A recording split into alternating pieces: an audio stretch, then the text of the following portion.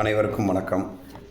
நம்ம எல்லாத்துக்கும் தெரிஞ்ச மாதிரி வர 9ஆம் தேதி வந்து நம்ம செல்லாய் கோயில் வந்து கும்பாபிஷேகம் ஆகுது. 10ஆம் தேதி நம்ம கோயில் மண்டலாபிஷேகம். இதை பற்றின டீட்டெயில்ஸில் தான் இப்போ நம்ம இந்த வீடியோவில் பார்க்க போகிறோம். 9ஆம் தேதி கும்பாபிஷேகம் வந்து ஞாயிற்றுக்கிழமை நடக்கிறதுனால அனைவரும் எல்லாராலையும் வர முடியும். அவசியம் வந்துடுங்க. காலை டிஃபன் வந்து கோயில் சார்பாக வந்து அந்த ஊர் கோயில் செல்லாய் கோயில் சார்பாக வந்து எந்த ஃபுட்டும் எதுவுமே அரேஞ்ச் பண்ணலை. அவங்க யாருக்குமே அரேஞ்ச் பண்ணலை. ஸோ நம்ம பங்காளிகளுக்காக மட்டும் நம்ம வந்து நம்ம கோயிலில் வந்து சாப்பாடு அரேஞ்ச் பண்ணியிருக்கேன். காலையில் வந்து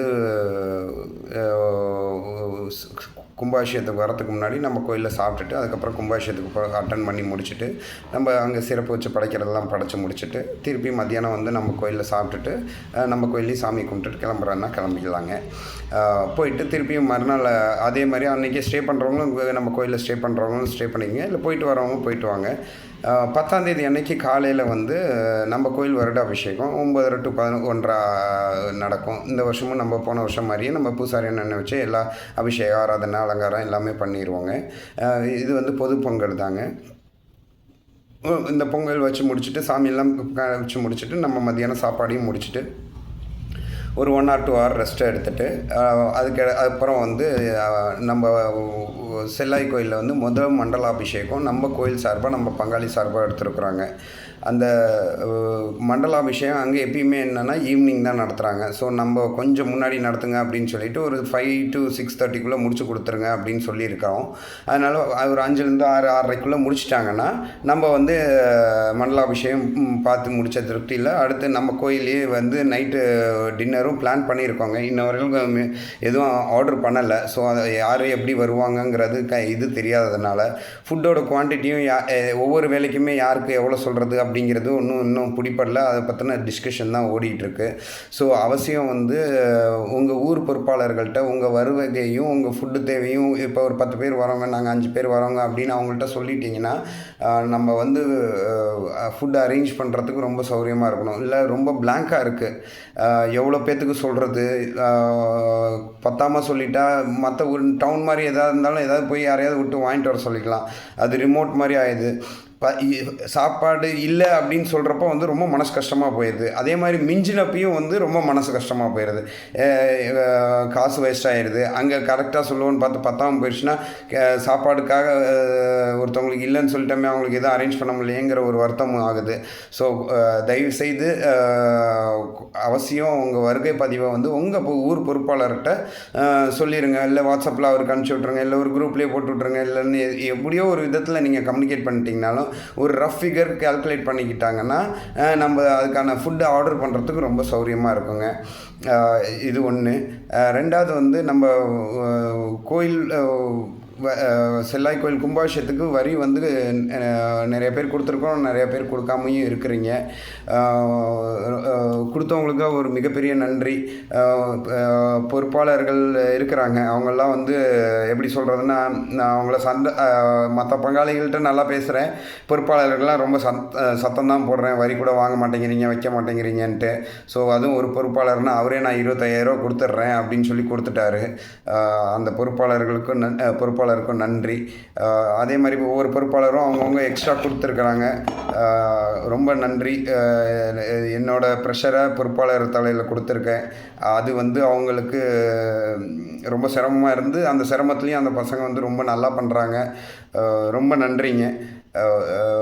இதே போல் நம்ம பங்காளிகள் ஒவ்வொருத்தருக்கும் நமக்கு இதுக்கான பொறுப்பு இருக்குது. நம்ம பிள்ளை பிறந்ததுக்கப்புறம் பொம்பளை பிள்ளை பிறந்து அந்த பொண்ணுக்கு வந்து நம்ம அங்கே தான் முடி எடுத்திருப்போம். எனக்கு தான் பொம்பளை பிள்ளையே இல்லைங்கிறதும் சொல்லலாம். நம்ம அக்கா தங்கச்சிக்கு அங்கே தான் எடுத்திருப்பாங்க. நம்ம பிள்ளைக்கான மகன் வந்தாலும் அங்கே தான் எடுக்கணும். ஸோ அந்த கோயிலுக்கும் நமக்கும் ஒரு பந்தம் இருக்குது. அந்த உரிமையை விட்டு கொடுக்கக்கூடாதுன்னு சொல்லிட்டு அங்கே பூசாரி என்ன போராடிக்கிட்டு இருக்கிறாரு. நேற்று தான் ஊர் தலைவர் பழைய தலைவர் எல்லாத்துக்கிட்டையும் பேசி உள்ளேயே ஒரு கல்வெட்டு வைக்கிற அளவுக்கு பேசிவிட்டு மூலஸ்தானத்தையும் வச்சுருவோம். ஏன்னா ஒரு காலகட்டங்களில் நம்மளை உள்ளே வரக்கூடாதுன்னு சொல்கிறதுக்கும் வாய்ப்பு இருக்குது. ஸோ அதுக்கெல்லாம் நம்ம எல்லாம் பண்ணிகிட்ருக்கோம். ஆனால் அதுக்கு வந்து ஊர் நம்மக்கிட்ட வந்து கேட்ட தொகையை சரி நம்ம கொடுக்கணும். அதுக்கு நிறையா பங்காளிகள் கொடுத்து உதவி இருக்கீங்க. ரொம்ப சந்தோஷம். நான் ஒவ்வொரு தடையும் எப்பயுமே கேட்குறது எங்கள் அப்பா பெரியப்பா சித்தப்பா ஆடிட்டர் சித்தப்பா இவங்கள்ட்டெல்லாம் தான் ரொம்ப எதிர்பார்த்து வாங்கி பண்ணிக்கிட்டு இருக்கேன். இந்த தடவையும் அந்த மாதிரியோடையும் முடிஞ்சிடாமல் எல்லா பங்காளிகளும் தயவுசெய்து உங்களால் முடியாதுங்கிறத நம்ம நினச்சா முடியாதது எதுவுமே கிடையாதுங்க. நம்ம இன்னும் ஒரு பெரிய தொகை கொடுக்க போகிறதில்ல. அந்த சாமிக்கு நம்ம குடிபாட்டு கோயிலுக்கு சாமிக்கு ஒரு நம்மளால் முடிஞ்சது ஒன்று செய்யணும் அப்படின்னு சொல்லிட்டு நம்ம போட்டிருக்க வரியை வந்து ஒரு 5000 தான். அந்த வரி 100 குடும்பமும் கொடுத்துருந்தா 5 லட்சம் வந்துடுங்க. ஆனால் அந்த 100 குடும்பம் கொடுக்கலங்க. அதுலேயே ரொம்ப 50, 55, 52 குடும்பம் தான் கொடுத்துருக்குறாங்க. ஸோ இது வந்து நம்ம கோயில், நம்ம ஒவ்வொருத்தருக்கும் உரிமை உள்ள கோயில். நம்ம கஷ்ட நஷ்டங்கள், நம்மளோட வளர்ச்சி எல்லாத்துக்குமே உடன்பட்ட அந்த கோயில் தான். நம்ம குலதெய்வத்தில் ஒரு பகுதி தான் அதுவும். அதனால் எந்த ஒரு பின்னிணைப்புகளோ இல்லை நெகட்டிவ் நினைப்புகளோ இல்லாமல் யாருக்கோ ஒருத்தவங்களுக்கு எங்கெங்கேயோ ஒரு உதவி ஒத்தாசைகள் செய்கிறோம் அது மாதிரி நினச்சிக்கிட்டு இந்த கோயிலுக்கு இன்னும் ஒரு வாரத்தில் வந்து கோயில் வந்து கும்பாபிஷேகம் ஆக போகுது. ஆனால் அந்த கோயிலுக்கு காசுக்காக ரொம்ப இயங்குது. ஸோ அந்த மாதிரி நம்மளால் பார்த்துக்கிட்டு நம்ம விட்டுறக்கூடாது.